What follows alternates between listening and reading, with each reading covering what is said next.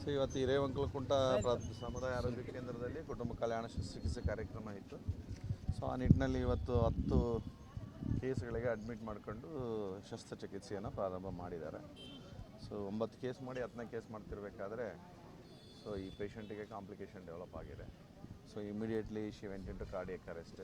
So ಅಲ್ಲೇ anaesthetist ಇದ್ದರು, resuscitate ಮಾಡಿ ರಿವೈವ್ ಮಾಡಿ ಇಂಟಿಬೇಟ್ ಮಾಡಿ ದೇ ರೆಫರ್ ಟು ಹಾಸ್ಪಿಟ್ಲ್ ಕೊಪ್ಪಳಗೆ.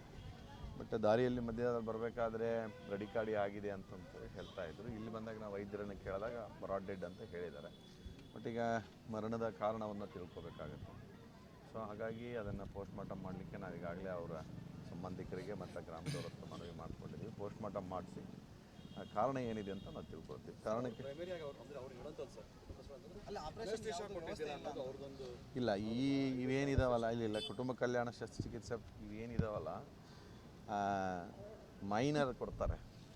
ಎಲ್ಲ ನೀವೇನು ಮಾಮೂಲಿ ದೊಡ್ಡ ಆಪ್ರೇಷನ್ಗಳಿಗೆ ಲೋಕಲ್ ಅಷ್ಟೇ ಕೊಡ್ತೀವಿ ನಾವು. ಲೋಕಲ್ ಬ್ಲಾಕ್ ಕೊಟ್ಬಿಟ್ಟು ಸೊ ಸೆಡೇಟಿವ್ ಕೊಟ್ಟು ಆಪ್ರೇಷನ್ ಮಾಡಿಸ್ತಾರೆ. ಅಂದರೆ ಪೈನ್ ಇಮ್ಮಿಡಿಯೇಟಾಗಿ ಏನಾಗುತ್ತೆ, ಸಮ್ಟೈಮ್ಸ್ ಎಲ್ಲ ಪೇಷಂಟ್ಗೂ ಆಗಲ್ಲ.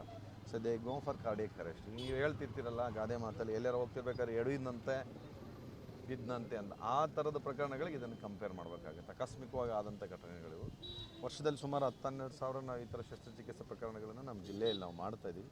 ಬಟ್ ಈ ಥರ ಪ್ರಕರಣ ಆಗಬಾರ್ದನ್ನೋ ನಿಟ್ಟಿನಲ್ಲಿ ಸರ್ಕಾರ ಈಗಾಗಲೇ ಪ್ರಕರಣಗಳ ಸಂಖ್ಯೆಯನ್ನು ಏನಂದರೆ ಒಂದು ಆಸ್ಪತ್ರೆಯಲ್ಲಿ 10 ಟೆಸ್ಟ್ ಅಷ್ಟೇ ಮಾಡಬೇಕು ಅಂತ ಹೇಳಿದ್ದಾರೆ. ಸೊ ಆ ನಿಟ್ಟಿನಲ್ಲಿ 10ಕ್ಕೆ ಲಿಮಿಟ್ ಮಾಡೇ ಮಾಡ್ತಾಯಿದ್ದೀವಿ.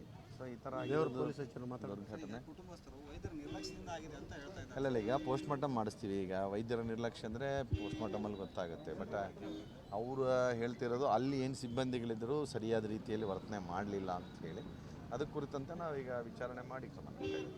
Thank you.